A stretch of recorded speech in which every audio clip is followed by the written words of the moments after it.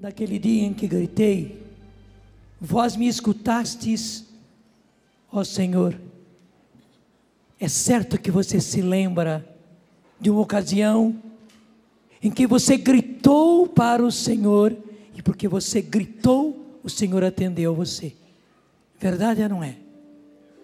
Pena que a gente não grite sempre. Pena que a gente não grite sempre. Vamos pedir, cantando mais uma vez isso, que o Senhor ponha esse grito no nosso coração, e que a gente grite mesmo que a gente seja audaz, impertinente mesmo, gritando para o Senhor, porque daí veremos que maravilhas o Senhor tem para fazer para nós. Cantemos. Naquele dia em que gritei, vós me escutastes, ó Senhor. Que seja um grito da tua alma com força. Naquele dia em que gritei, vós me escutastes, ó Senhor. Você cantando naquele dia. Pega bem alto os seus braços, grite ao Senhor. Você não está falando, você está gritando ao Senhor, e Ele está te ouvindo. Ó Senhor. Naquele dia em que gritei, vós me escutastes, ó Senhor. E me lembro de algumas vezes em que eu gritei para o Senhor, até mesmo com todo o respeito, mas eu briguei com o Senhor. Por exemplo, quando Nelsinho Correia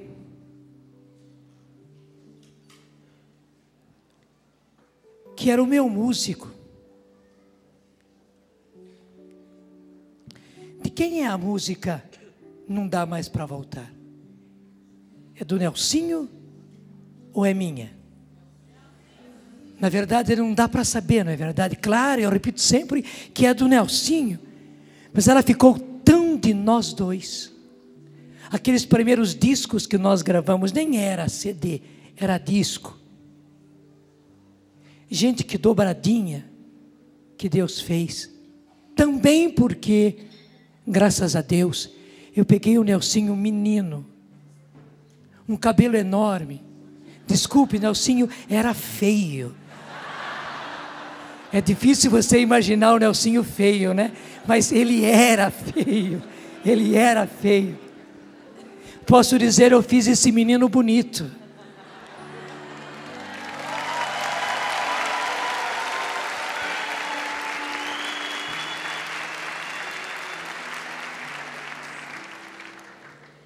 Nelsinho não sabia tocar violão, mas o Nelsinho me via tocar violão. Até em algumas músicas eu fazia umas posições que para eles eram extraordinárias, e o Nelsinho queria imitar, queria seguir, e aí o gosto, e aí o Nelsinho pegou o violão, o Nelsinho aprendeu a tocar o violão, superou o mestre. Veja quantas coisas Nelsinho fez. Mas chegou um tempo que o Nelsinho estava sem voz. Ele esforçava e a voz não saía, foi ficando cada vez mais pior. Quando ele foi a um especialista em São Paulo, e depois dos exames que o especialista fez, a Márcia, que naquele tempo nem era ainda namorada do Nelsinho, a que hoje é a esposa do Nelsinho, a Márcia Correia, ela me telefonou e deu a notícia que foi como uma espada no meu coração. Ela disse: padre, o que o Nelsinho tem é tuberculose nas cordas vocais. Hoje nós dizemos pregas vocálicas, né? Mas naquele tempo ainda a gente ainda dizia cordas vocais. Eu disse para Deus: não, o Senhor já me deu uma tuberculose, e eu aguentei a tuberculose. O Senhor me curou, eu vi que o Senhor me curou, Estou trabalhando mais do que eu trabalhava antes, depois da minha tuberculose, mas agora pegar o meu filho e dar uma tuberculose nas cordas vocais dele, um instrumento que o Senhor deu para ele. Não, o Senhor vai curar o meu filho. Gente, entre gritos, entre choro, mais do que agora, muito mais do que agora, respeitosamente, mas eu briguei com Deus. O Senhor não pode fazer isso com o meu filho. Eu estou lhe dizendo, o Senhor não pode fazer isso com o meu filho. O Senhor vai curar o Nelson. O Senhor vai curar o Nelson. E que beleza. Passaram-se os dias, Nelsinho voltou, a gente nem contou para ele logo de início a gravidade do que ele tinha. Ele foi até meio inocente de novo para outro médico, depois foi para uma especialista nesse campo de tuberculose. E que beleza, o primeiro exame existiu para mostrar que realmente o Nelsinho teve tuberculose nas cordas vocais. Mas depois desse primeiro, que foi feito lá em São Paulo por especialista da Escola Paulista de Medicina, os outros exames foram todos eles negativos, mostrando que Nelsinho, mas nem sinal de tuberculose nas pregas vocálicas. Até o médico chegou a dizer, mas que loucura o outro médico dizer que ele teve tuberculose. Mas não é que o outro errou, não. O outro acertou, tanto quanto os primeiros acertaram. É porque naquele dia em que eu gritei, vós me escutastes, ó Senhor. Canta. Naquele dia em que gritei, vós me escutastes, ó Senhor. Naquele dia em que gritei, vós me escutastes, ó Senhor. E o Nelsinho não somente ganhou uma garganta nova, cordas vocais novas, mas ganhou a Márcia Correia, né? E com a Márcia Correia ganhou os 3 filhos que ele tem, ganhou depois o diaconato. Louvado seja Deus. Valeu ter gritado, meu filho, valeu ter gritado. E é preciso gritar, e é preciso aprender a gritar. J'ai crié, j'ai crié, j'ai crié. J'ai crié, j'ai crié, j'ai crié. Foi até mais grave. E nesse mês de julho nós completamos aniversário, quando o Murilo, que era colega de Nelsinho, indo a um encontro lá em Sorocaba, um desastre pavoroso, os 2 carros se encontraram de frente, e o Murilo estava na direção. E por isso justamente, toda aquela parte do carro ficou uma sanfona só. E o Murilo ficou preso naquelas ferragens. Ele quebrou-se todinho. Eu fui correndo para Sorocaba, mas graças a Deus, embora todo quebrado, Murilo quebrou da cabeça aos pés. Ele estava vivo, conversamos, ele ainda estava animado, rezei por ele. Mas naquela tarde, o Murilo começou a ter desvarios. Ele já não estava falando mais coisa com coisa, e aí foi o susto. E naquela noite, ele entrou em coma. No dia seguinte, quando fizeram os exames muito especializados, mostrou-se que, me ajuda, doutor, gordura foi para o cérebro, como é que chama isso? Embolia, não é embolia, edema cerebral, não é gorduroso, edema cerebral gorduroso. E o médico, quando viu o resultado, o atingimento era muito grande, os médicos não deram nenhuma esperança. Daí o Murilo foi levado para São Paulo, entrou na Beneficência Portuguesa, graças a Deus, foi um milagre de Deus conseguirmos entrar com ele na Beneficência, porque inclusive naquele tempo a Canção Nova não tinha nada. Claro, os pais dele entraram com tudo, mas com tudo que os pais deles tinham, era quase nada para entrar e ter o tratamento que o Murilo precisava na Beneficência Portuguesa. E o Murilo passou mais de 40 dias em coma profundo. Gente, igualmente naquele momento eu gritei por Deus. E o grito foi tão forte que lá de Sorocaba, depois de São Paulo, eu passei ordem para a comunidade, e a nossa rádio, naquele tempo nós não tínhamos ainda a televisão, era só a rádio, começou o chamado SOS Murilo. Continuamente, na rádio nós estávamos apelando um verdadeiro SOS, para que rezassem, pelo Murilo, porque era só pela oração. Não foi somente eu, o Brasil inteiro gritou pelo Murilo. Mas todos os sinais eram contrários. O Murilo não reagia, nada.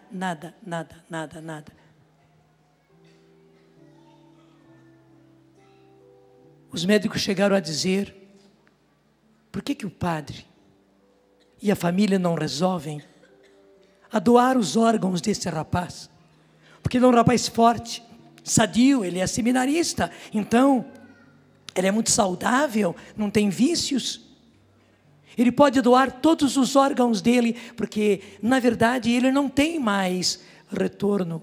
Até o médico chegou a dizer: padre, ele vai viver em outros, nos olhos dos outros, no coração dos outros, nos membros que ele vai doar aos outros. Chegou uma noite na minha casa, porque nesse tempo eu passei quase que esses 40 dias ali na Beneficência Portuguesa.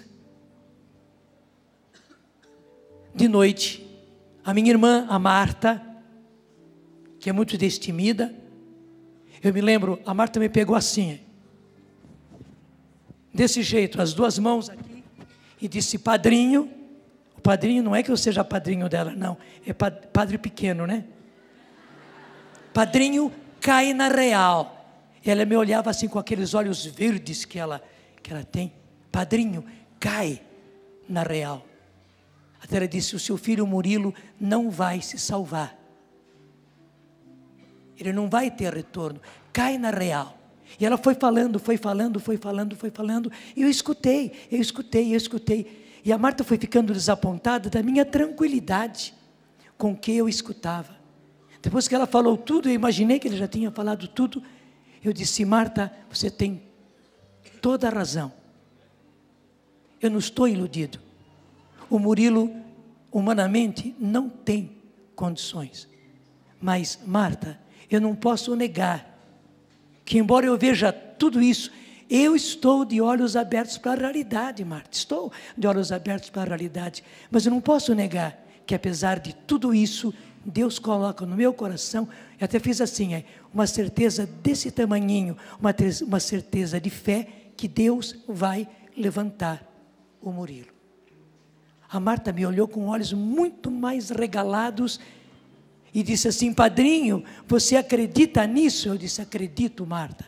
Então ela me disse comovida: padrinho, então nós acreditamos com você. Foi assim que terminou a nossa conversa naquela noite.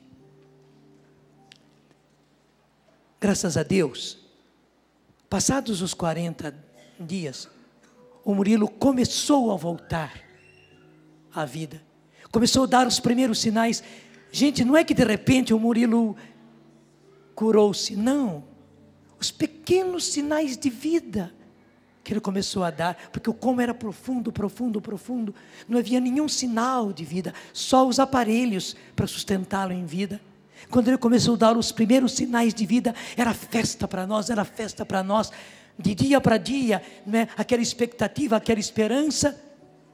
Você não imagina a festa, quando eu cheguei na minha casa, numa das noites, e as minhas irmãs já tinham recebido a notícia antes, porque a rádio deu no SOS Murilo, que o Murilo tinha voltado a si, já tinha dado sinais de vida, e na minha casa foi uma festa, mais do que eu esperei, mais do que eu esperei. As minhas irmãs fizeram uma grande festa.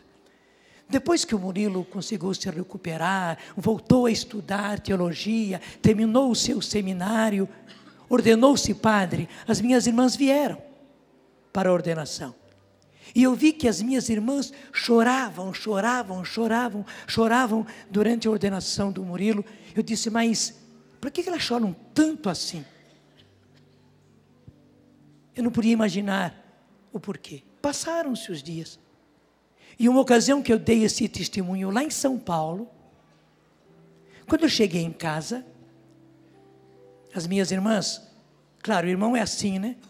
Já estavam fazendo aquela fofoquinha, né? A Marta não foi, as outras foram, né? Começaram a fofocar. Mais uma vez, o padrinho falou de você lá na pregação. Era uma pregação, muita gente, lá no estádio do Pacaembu, né? E elas começaram a brincar.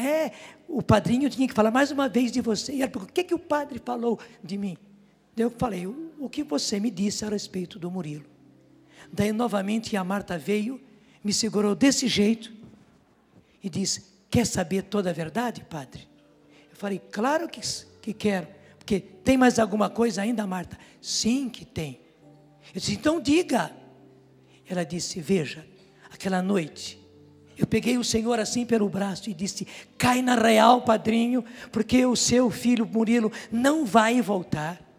Cai na real, porque eu tinha estado com o médico, chefe da equipe.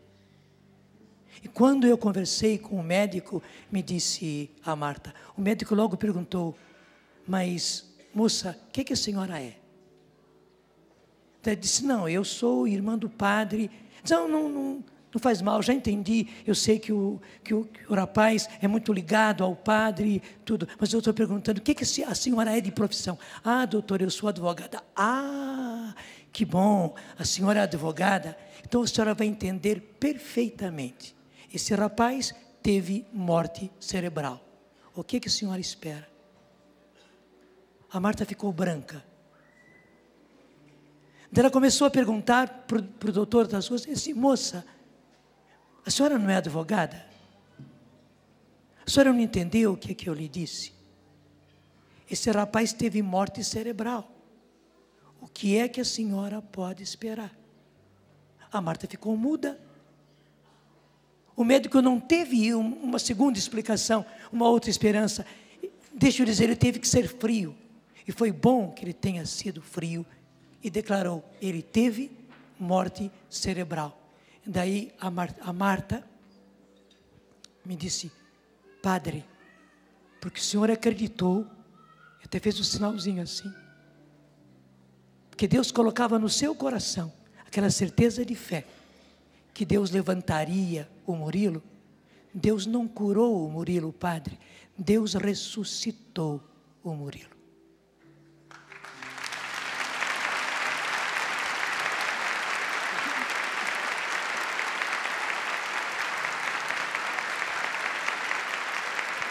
Por que é que a gente não grita? Por que é que a gente não grita? Está difícil cantar agora, né? Vocês estavam me lembrando que eu também já gritei a Deus e fui ouvido, né, com o Rafael. Faz favor, então. Falando, faz favor, depois a gente canta. Porque filho de peixe, peixinho é, né? Sim. Filho do Padre Jonas tem que aprender a ter fé e a gritar a Deus nesses momentos de dor, numa situação humana, onde tudo está entregue aos médicos, e os médicos, por sua vez, acabam se achando na sua limitação.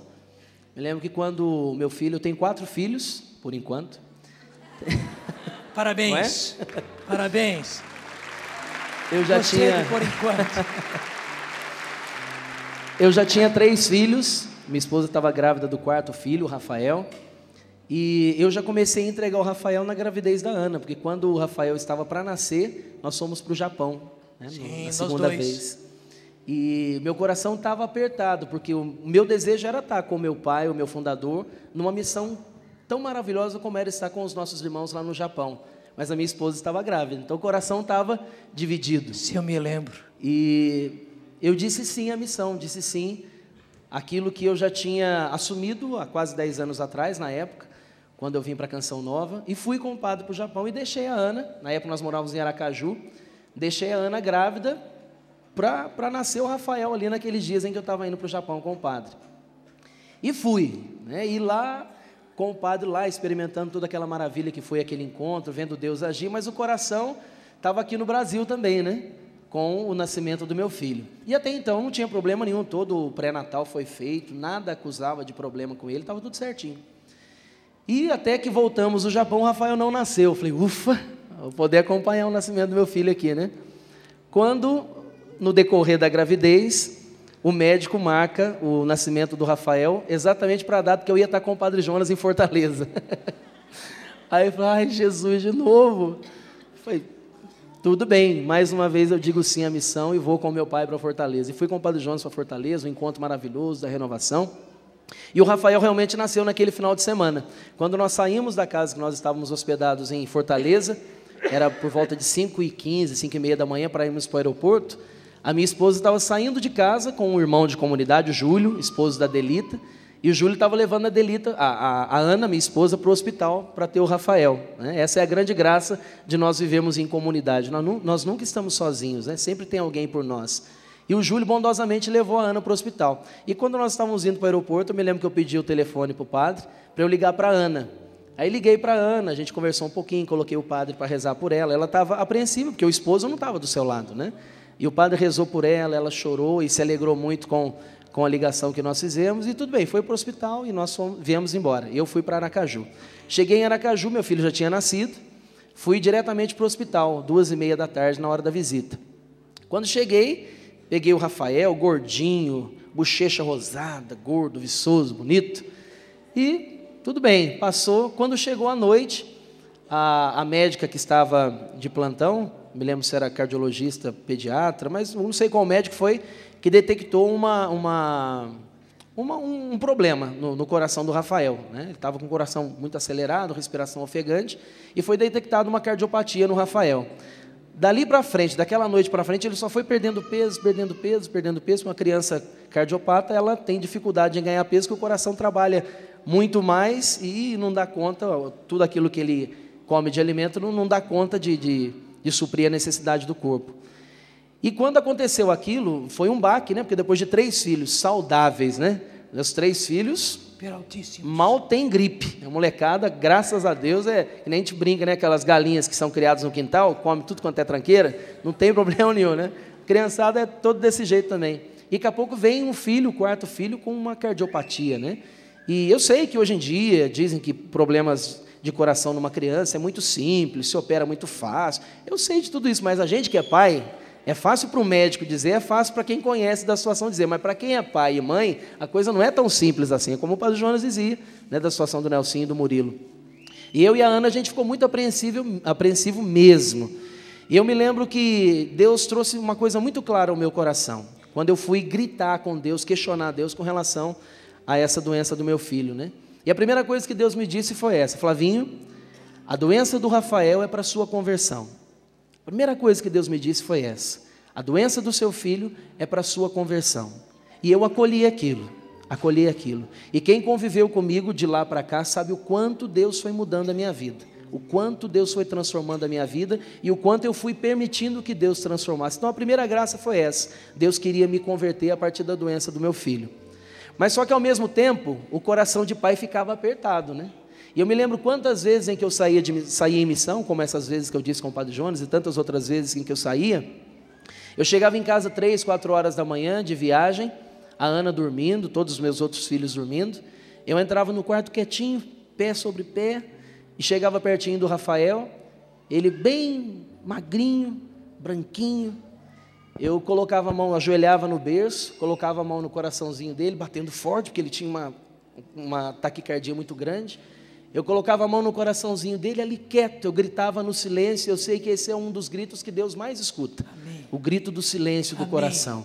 E ali eu colocava a mão no coração do Rafael e eu chorava, eu rezava, e eu dizia a Deus: Senhor, eu não estou entendendo nada, eu não sei por que o Senhor está fazendo isso. O Senhor já me disse que tem um motivo, mas me desculpa, Jesus, eu não estou entendendo esse motivo.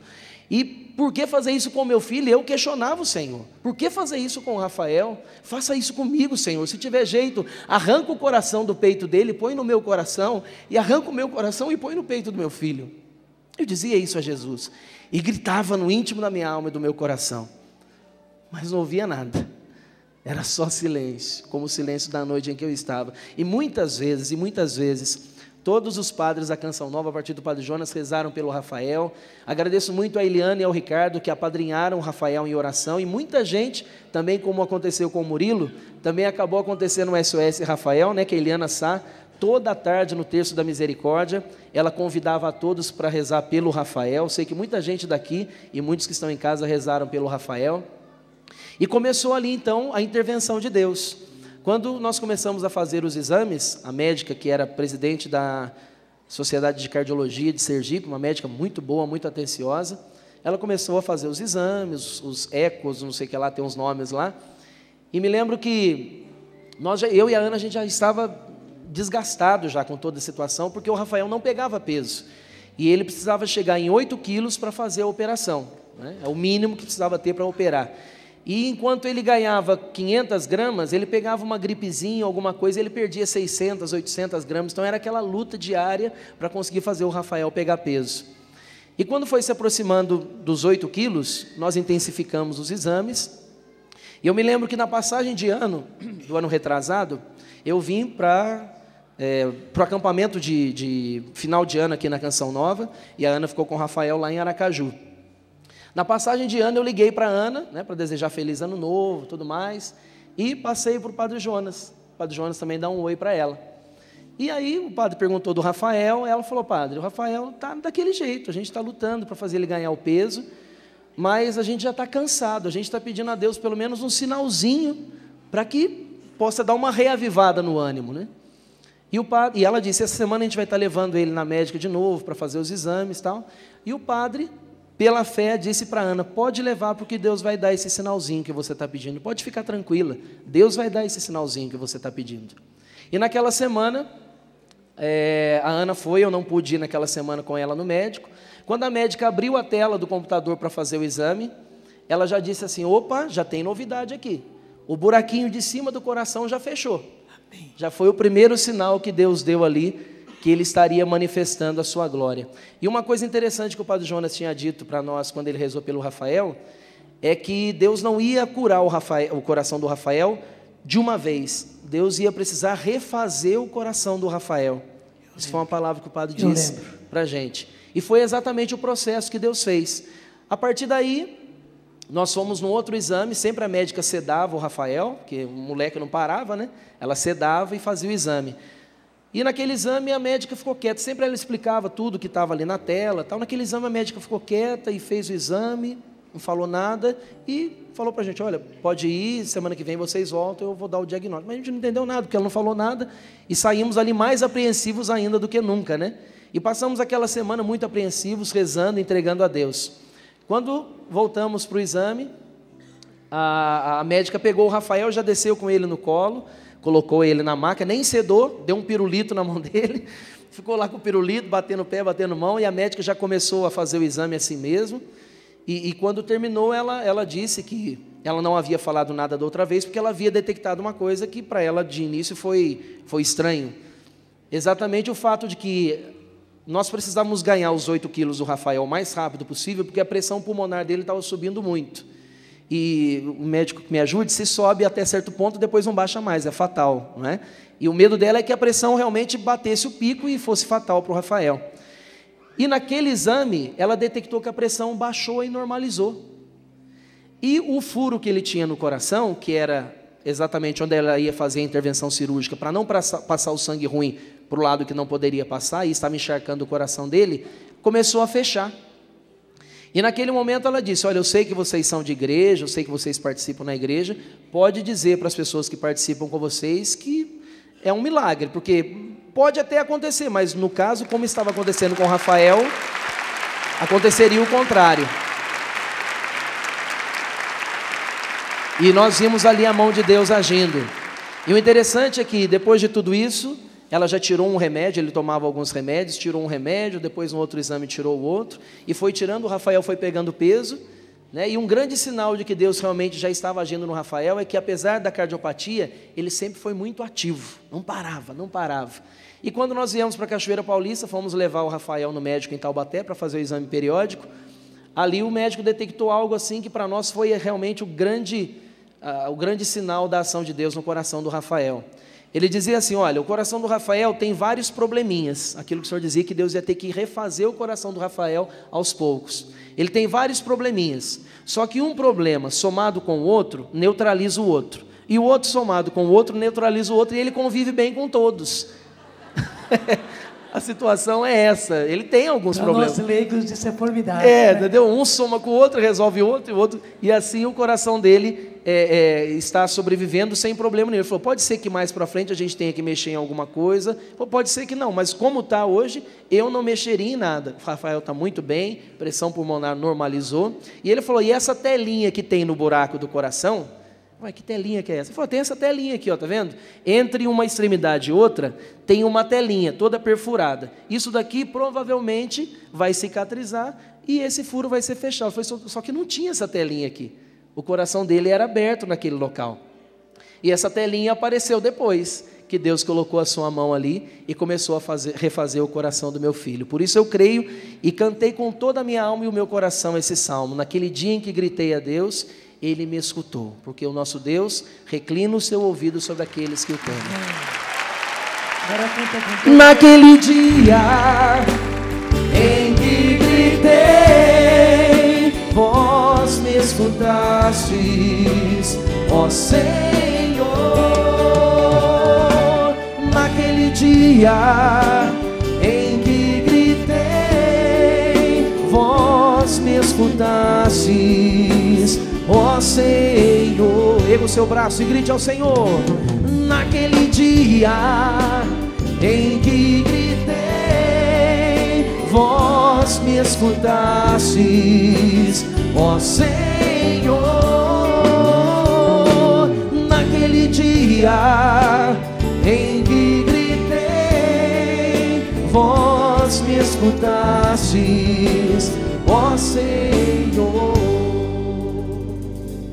Por que a gente não grita mais, não é verdade? Por que a gente não grita sempre?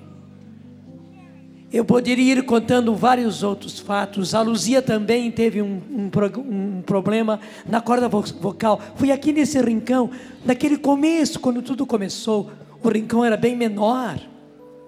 O palco era desse lado, aqui. Chovia muito. E por isso a Luzia teve um problema também nas cordas vocais. E não melhorava. Quando foi ao médico, o médico verificou, não me lembro agora o nome, ela tinha um pólipo, justamente na corda vocal. O médico não nos disse nada, mas a Márcia, do Nelsinho, depois me disse: padre, pólipo não tem retorno, só operando mesmo, e mesmo operando, deixa uma marca. Gente, igualmente, eu gritei a Deus. Você já imaginou a Luzia sem voz? Já imaginou a Luzia sem voz? Nós estávamos no começo do rincão, portanto, nos começos disso tudo, graças a Deus, eu gritei por Deus, eu briguei com Deus. E você vê a Luzia, graças a Deus, voz melhor do que a minha, melhor do que a do Nelsinho. Todos vocês conhecem, a Heloísa está por aí. A Heloísa, a nossa enfermeira. Levanta a mão de que está a Heloísa. Ou ela está trabalhando, foi na missa cedinho. Está trabalhando, né? Está trabalhando lá no posto médico. Bom, mas vocês conhecem a Eliana? Quando a Eliana teve câncer na tireoide. E, gente, não foi somente o câncer. Claro, quando a Eliana teve câncer na tireoide, além de tudo que ela teve que fazer, na hora que ela foi operada, daí entrou outro problema, porque a tireoide controla o nosso ânimo. Agora imagine a Eliana sem ânimo, sem coragem, não porque ela quisesse, não, porque por causa da tireoide, por causa justamente desse controle do nosso ânimo, ela ficava desanimada, caía. Vocês não podem acreditar, ela já testemunhou isso. A Eliana vinha fazer o programa, e no programa ela dava tudo. Dava tudo. Mas quando voltava para casa, a Eliana não tinha vontade de ir para mais nada, para mais nada. Vocês não imaginam quanto foi duro tudo aquilo. Como eu gritei, como eu gritei, como eu gritei, como eu gritei. E por fim a Heloísa, agora, claro, tem vários outros. A Heloísa teve câncer, um câncer tremendo. Como é que chamava aqueles dois irmãos de música sertaneja? Leandro e Leonardo.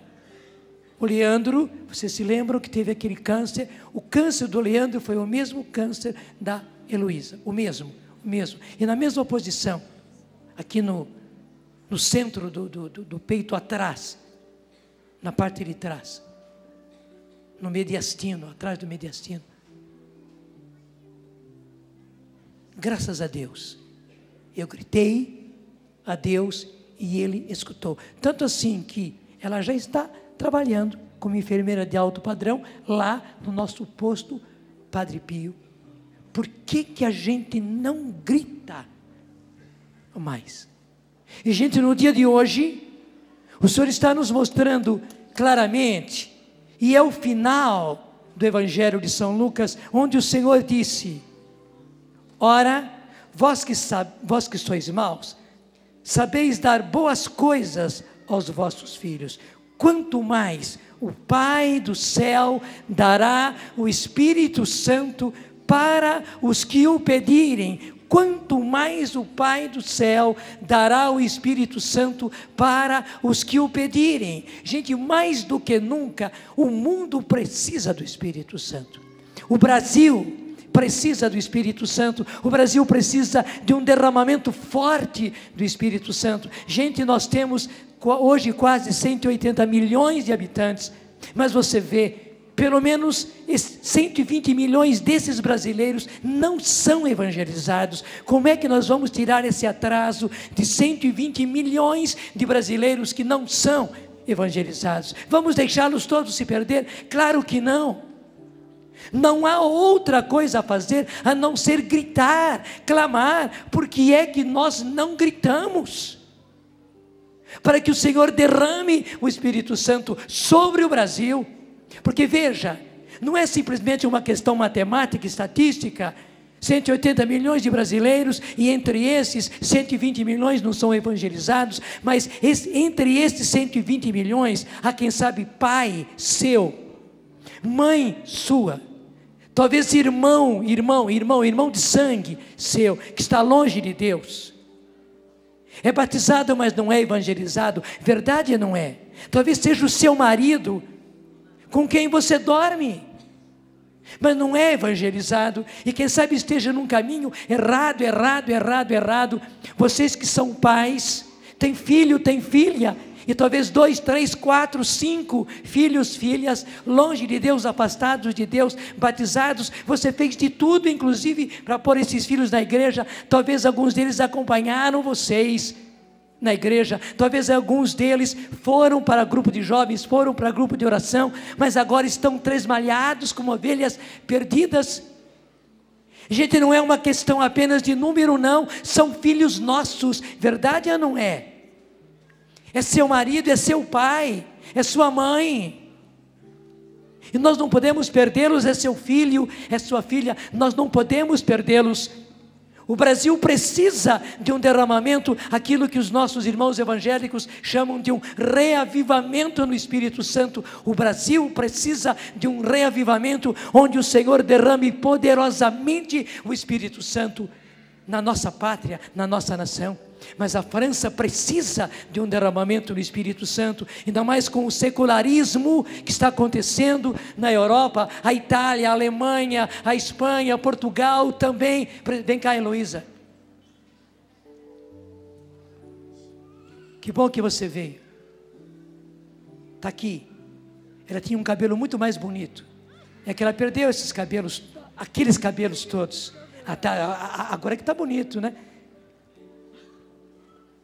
Mas foi ela que teve câncer. Como é que chama o tipo de câncer que você teve? Linfoma. Atrás do mediastino. Aqui no meio do peito, no mediastino, nessa região. Diz sinteticamente tudo o que aconteceu com você. Ai, eu vim correndo. Eu tive um câncer, um linfoma, que é no sistema linfático, que é o nosso sistema de defesa. Era uma massa de 15 centímetros aproximadamente no meu peito, nessa região, entre todas as coisas que estão aqui no peito. Chama mediastino essa região. E tinha também já metástase no pescoço e na região supraclavicular, aqui na clavícula. Então, nós descobrimos esse câncer e fomos à luta, né? Pelo tratamento. Foram 9 meses de tratamento. Fiz 16 sessões de quimioterapia, que não foram fáceis, mas que foi um tempo maravilhoso, porque foi um tempo de abandono em Deus, um tempo onde Deus pôde realizar em mim curas muito maiores do que o câncer. Fiz 20 sessões de radioterapia neste tempo, e o que eu posso dizer é que foi o melhor tempo da minha vida, porque foi o tempo em que eu pude estar totalmente abandonada em Deus. Foi um tempo onde eu pude perceber que só Deus pode nos transformar, que só Deus pode realizar em nós as curas, que a medicina ela é importante muito, porque é só um meio, que quem nos cura é Deus, quem nos sustenta é Deus, e que eu vivi esse tempo numa alegria muito grande, porque era a alegria de quem está totalmente abandonado na mão de Deus. E por isso eu fui curada tão rapidamente. E o que eu posso dizer é que o maior milagre que Deus fez em mim não foi a cura do câncer, mas foi a forma que eu vivi esse tempo de abandono, de confiança, de certeza, de graça de Deus. Porque quando vivemos um sofrimento, quando vivemos dificuldade, seja ela na saúde, seja ela na nossa família, seja ela financeira, quando vivemos alguma dificuldade na nossa vida, se você está firmado em Deus, se você está centrado em Deus, Deus dá uma graça especial, uma força especial, e você consegue enfrentar todas as coisas sem esmorecer. Porque essa força é o Espírito Santo, essa força é dada por Jesus, essa força ela é reavivada na adoração, é estar diante de Jesus eucarístico, é estar em sintonia com Deus. Foi duro, não foi? Foi fácil, não. Foi muito duro, foi muito difícil. Falar assim pode até parecer uma coisa meio romantizada, mas não foi não, foi dureza. Eu posso dizer que eu morri 16 vezes, mas ressuscitei 16 vezes muito melhor, muito mais de Deus.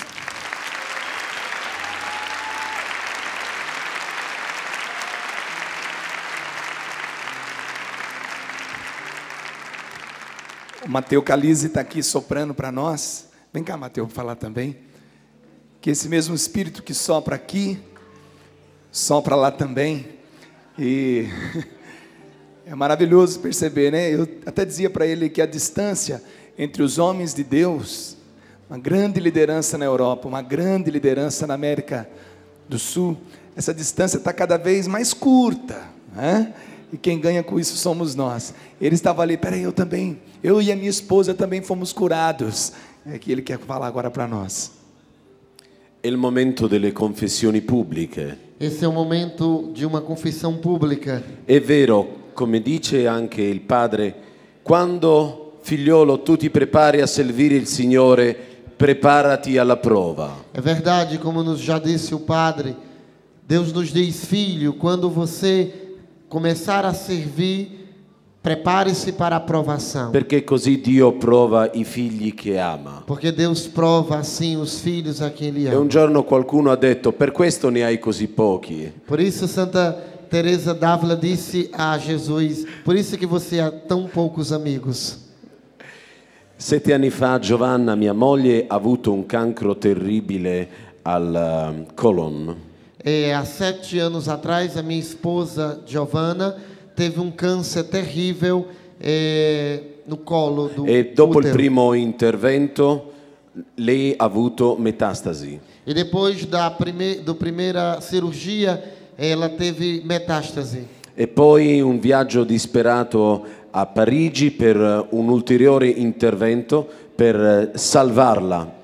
E depois nós fomos para Paris para uma outra cirurgia, tentando desesperadamente Gli salvá-la. avevano dato poco tempo da vivere. Os médicos tinham lhe dado pouco tempo de vida. Lei aveva fatto tutti i trattamenti. Ela tinha feito todos os tratamentos. Ma un sacerdote ortodosso di nome Michael Harper dall'Inghilterra venne a visitarla in ospedale a Parigi, a Villejuif. Mas sacerdote ortodoxo veio visitá-la em Paris. E gli amministrò l'unzione del sacramento degli infermi. E ele ministrou o sacramento dos enfermos. Dopo quell'intervento chirurgico e il ministero del sacramento, Depois daquela cirurgia e depois do sacramento da unção, lei non ha più cancro, è sparito tutto, sono passati ormai 7 anni da allora ed è un ricordo passato. depois daquele dia, o câncer dela desapareceu completamente, já fazem 7 anos.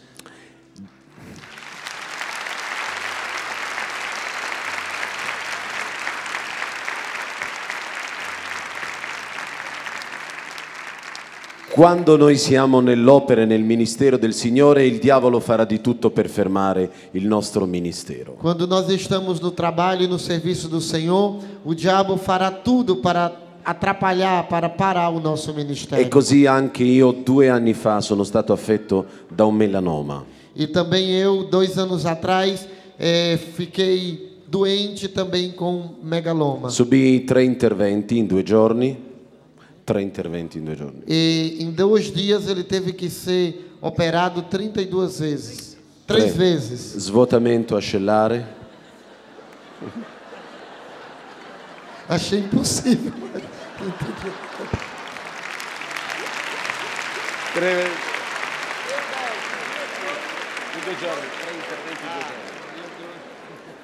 Comunque, grazie a Dio, non ho più nulla, ma questa esperienza della sofferenza, Eu não tenho mais nada, come dice il Papa Salvifici Doloris, mas essa experiência de dor, como nos diz o Papa na sua carta, ha approfondito il carattere spirituale della nostra vita.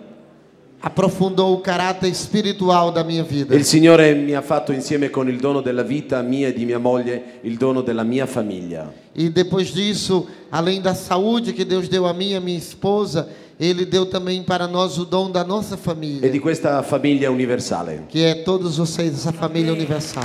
Amém.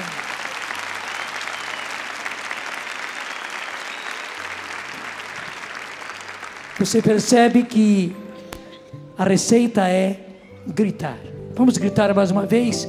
Daí Naquele eu concluo. dia em que gritei, vós me escutastes, ó Senhor. Naquele dia em que gritei, vós me escutastes, ó Senhor. Mais uma vez, com força. Naquele dia em que gritei, erga os seus braços, vós me escutastes, ó Senhor. Que seja a sua voz, o seu corpo gritando. Naquele dia em que gritei, vós vós me escutastes, ó Senhor. Como eu dizia, um pouquinho antes da Heloísa chegar, a Europa precisa gritar pelo Espírito Santo, porque para salvar a Europa, só um fortíssimo derramamento do Espírito Santo. Não é verdade, senhor bispo? Para salvar a França, para salvar a Itália, a Espanha, Portugal, a Alemanha, Inglaterra, cada um dos países da Europa, só um fortíssimo derramamento do Espírito Santo. Se não tivermos um reavivamento, nós não teremos estas nações salvas. O secularismo vai tomá-las como o câncer poderia ter tomado essas nossas pessoas, como a tuberculose podia ter tomado as cordas vocais do Nelsinho, Murilo. Precisamos gritar. E obrigado, Dom Dominique. Hoje eu não prego aí, está vendo? Louvado seja Deus. Deus está fazendo tudo imprevisto. Até mesmo o bispo, que beleza. Tradução.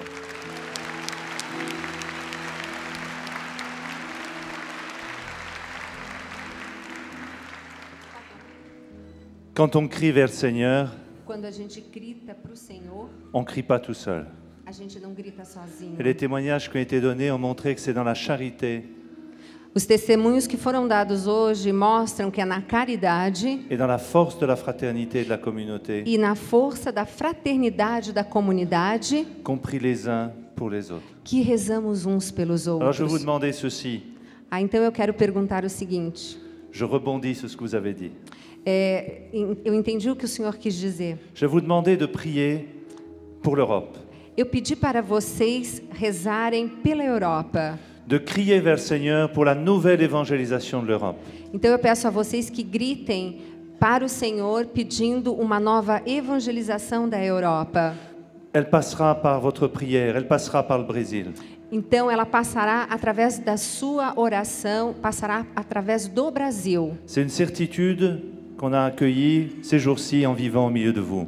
E foi uma coisa que nós sentimos muito forte no nosso coração durante esses tempos aqui, esses dias que estivemos presentes juntos de vocês. Votre prière nous est indispensable. A oração de vocês nos é indispensável. Nous vous prions de prier pour nous.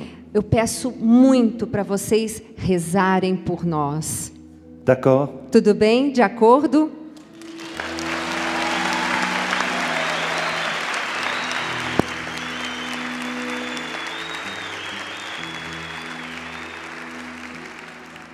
Então rezemos por eles. E rezando por eles, nós estamos rezando pela França. Rezando pela França, nós estamos rezando pela Europa. Gente, é histórico isso que está acontecendo conosco. O bispo de Toulon nos dizendo que essa graça passa pelo Brasil, passa pela oração de nós brasileiros. Então comecemos agora esta oração.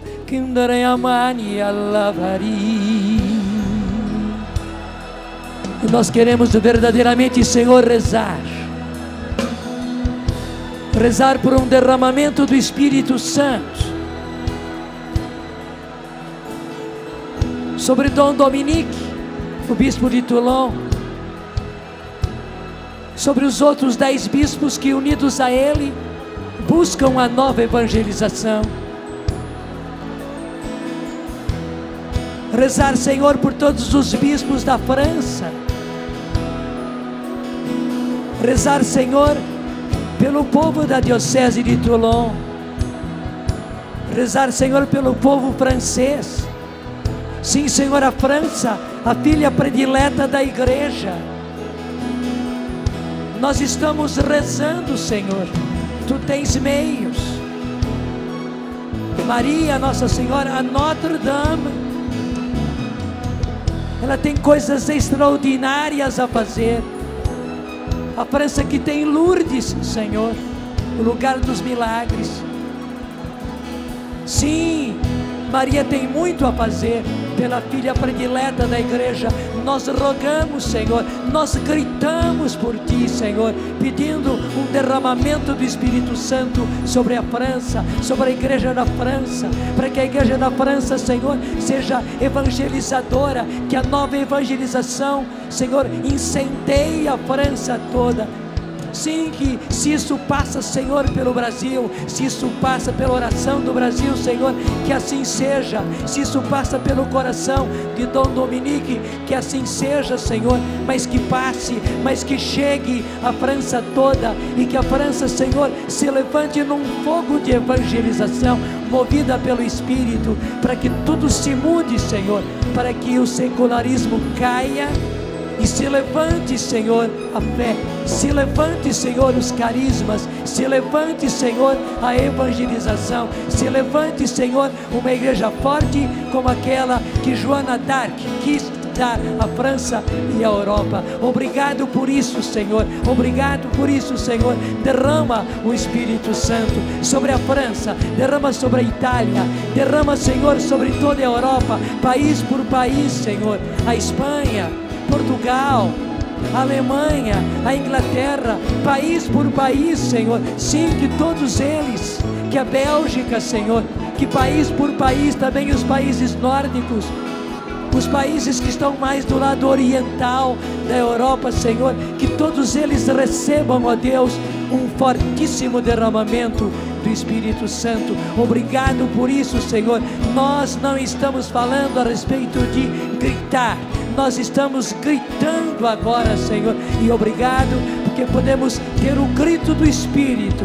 Sim, o grito do Espírito, porque o próprio Espírito Santo clama em nós, e nós cremos nesse clamor do Espírito, onde não é o nosso clamor, é o clamor do Espírito Santo nos nossos corações, nas nossas gargantas, nas nossas bocas, na nossa língua, clamando, Senhor, para que venhas, para que derrames o Espírito Santo, e para que faças novas todas as coisas, e para que faças novas todas as coisas. Naquele dia em que gritei,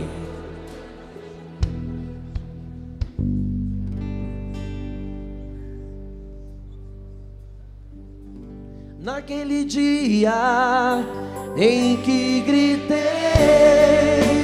vós me escutastes, ó Senhor.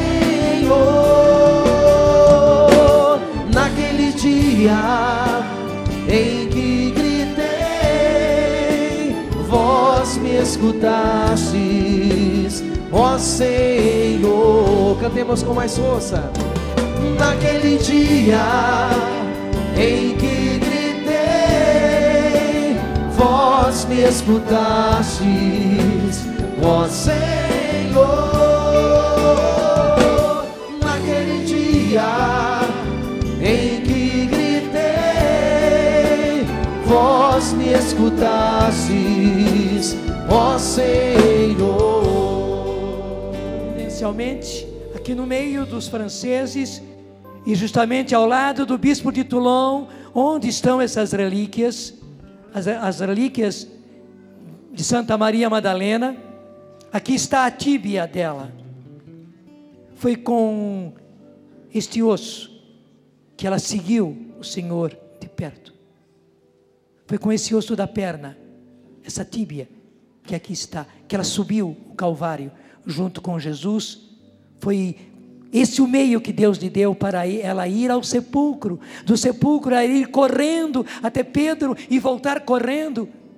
Foi com essa tíbia que ela foi correndo de terra em terra, de terra em terra, de lugar em lugar, evangelizando, contando o que o Senhor fez por ela, e contando que eu vi o Senhor, porque ela viu o Senhor ressuscitado por primeira, e chegou até o sul da França, chegou até a Provence, chegou até Toulon. Obrigado, Senhor, por esse sinal maravilhoso. Nós hoje fizemos aqui uma aliança com a França, uma aliança com a Itália, uma aliança com a Europa, uma aliança que se firma na oração. Nós haveremos de gritar, E não será o grito nosso, não, será o grito do Espírito Santo em nós. Porque é muito mais lindo quando o grito do Espírito se faz em nós, a graça vem. E tenho a certeza, isso retornará para o Brasil e o Brasil também será evangelizado. O Brasil receberá um fortíssimo reavivamento, derramamento do Espírito Santo. E assim haverá um só rebanho e um só pastor. A igreja renovada. Obrigado, muito obrigado. Louvado seja Deus, bendito seja Deus, louvado seja o Senhor. Por isso nós firmamos isto aqui.